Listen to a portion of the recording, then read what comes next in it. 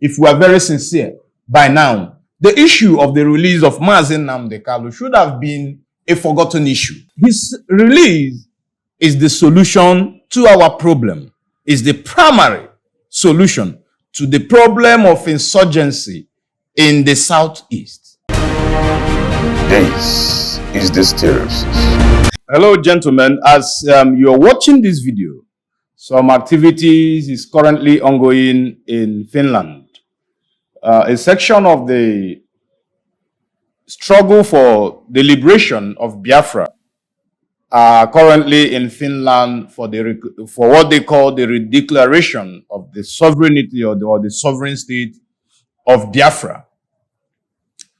No matter whose side you belong, I believe that as a nation, that the interests of everyone should be of paramount interest and not the interest of a segment of the country or the segment of the nation called Nigeria.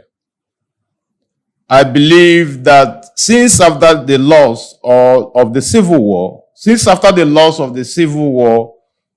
on the part of the Biafrans, that if we had embraced on a project of national unity and a project of reconciliation, such as that was actually being engineered by the Rwandans at the end of the Rwandan War, this country would have moved forward.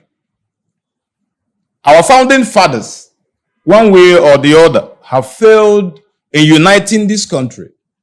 Our politicians they've given us out in the struggle for the allocation of natural resources in Nigeria. They play and fan ethnic sentiment rather than things that should unite us, our superordinate goals. I, for one, believe that if we put our superordinate goals first as a nation, rather than a divisive ethnic sentiment, Nigeria wouldn't have been or shouldn't have been where it is now. But because we continually fan the tide of ethnic sentiment in political happenings and political spheres, we've remained how we are. That has continually given rise to freedom fighting, dissident groups fighting for the liberation of their people. Take, for instance, the Southeast at the end of the Civil War. If they were properly reintegrated into this nation wholeheartedly, I don't see any reason why the Igbo people by now shouldn't have produced a president. But rather we play political, ethnic sentiment once the issue of the Igbo people is brought up to the national affair.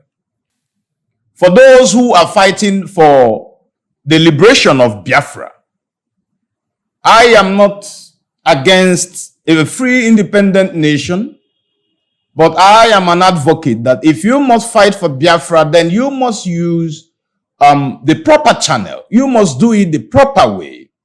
It is not by arming group of miscreants or private individuals that are hell-bent on destabilizing the Southeast economically, politically, and even socially. A divide has been created in the Southeast. There are two groups of people, those who believe in the unity or unification of Nigeria, and then there are those who believe that Biafra is the only way out. You don't blame those. The political event in the Southeast actually has given them reasons to believe that the only solution for a greater Southeast or for the greater former Republic of Biafra is a separate nation on their own. If you look at the activities of Mazi Nnamdi before he was illegally renditioned into Nigeria, you will understand that it seems that there is a ploy to keep him down. Mazi Nnamdi was not an arm-bearing freedom fighter. He was an ideologist. And he went ahead and he rapaciously educated and reoriented the Igbo people on the political history and the reasons to why the Igbo people are still where they are. What did we do? Instead of fighting the grievances of which his group has actually stood for, we were all hell-bent on making sure that the young man was arrested. Now, for the political players and the political groups who exist among the Igbo people, I can tell you authoritatively that you've sold your people out. It's more like the Esau that took the porridge and sold his birthright. I can tell you that the political class amongst the Igbo people have failed. Otherwise, I do not see a reason. Yes, I know that there are some group of people who have been very vocal, and they've agitated that Nnamdi Kanu should be released. But there are how many of them, by the way? And there are those who have chosen to stay mum just for their own personal or pecuniary interest. The political class in Igbo land must be very sincere about the release of Nnamdi Kanu, because we see Nnamdi Kanu, in as much as you see him as the problem, we still see him as the solution to the problem.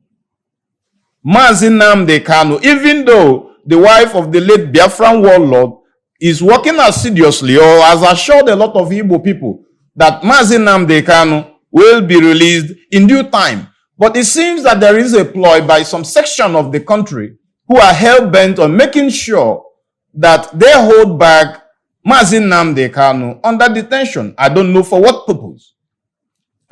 Sometimes I begin to wonder, are these people part of the ploy or part of the people who are rapaciously destabilizing the Southeast? If it is so, an Igbo cannot be the new Bono, and an Igbo cannot be another Sudan.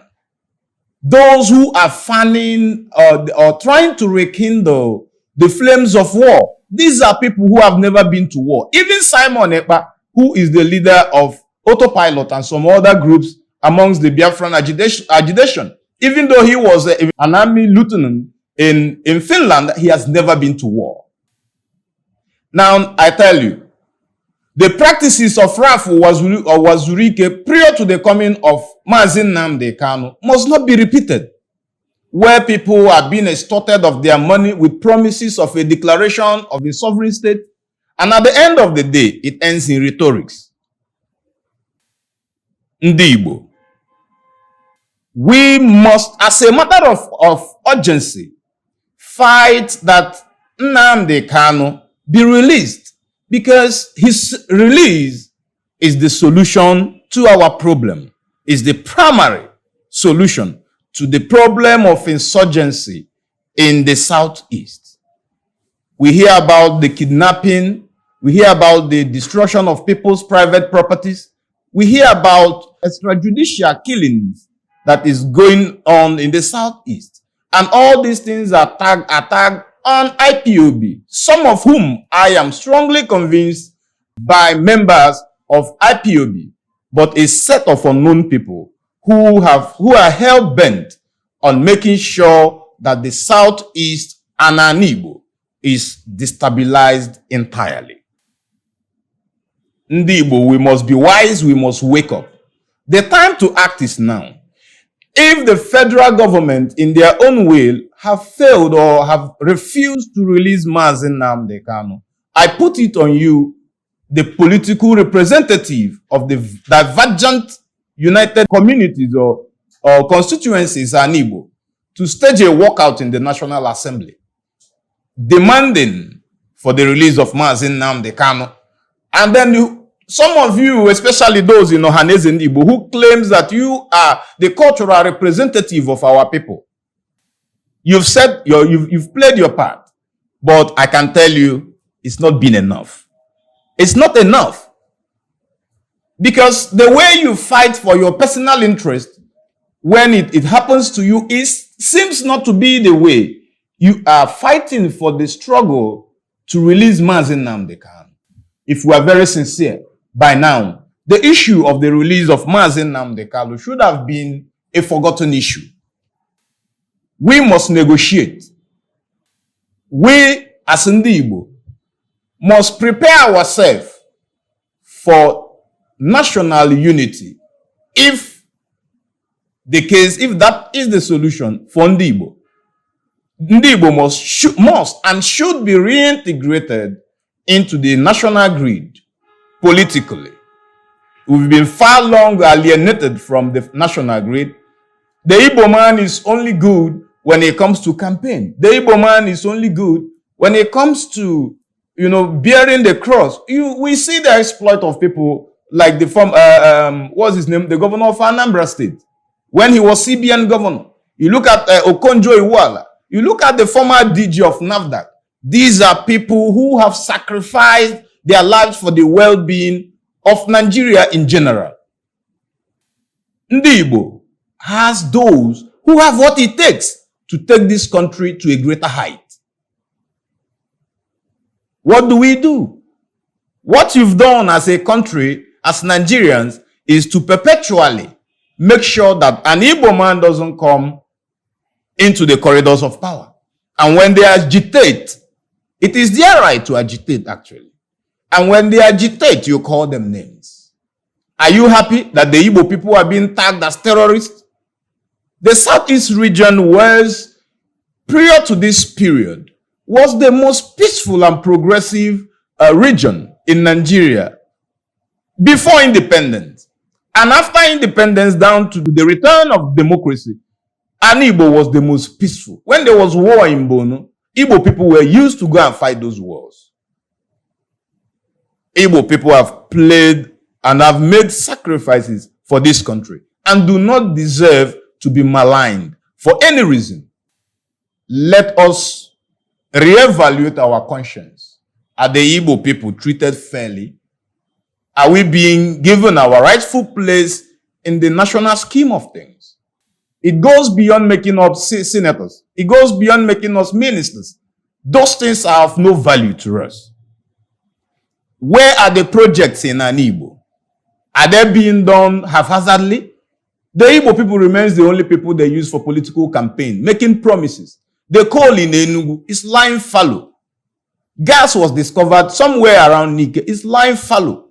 There are a lot of mineral resources in the southeast that are left untapped deliberately just to make sure that the Igbo people do not get what accrues to them.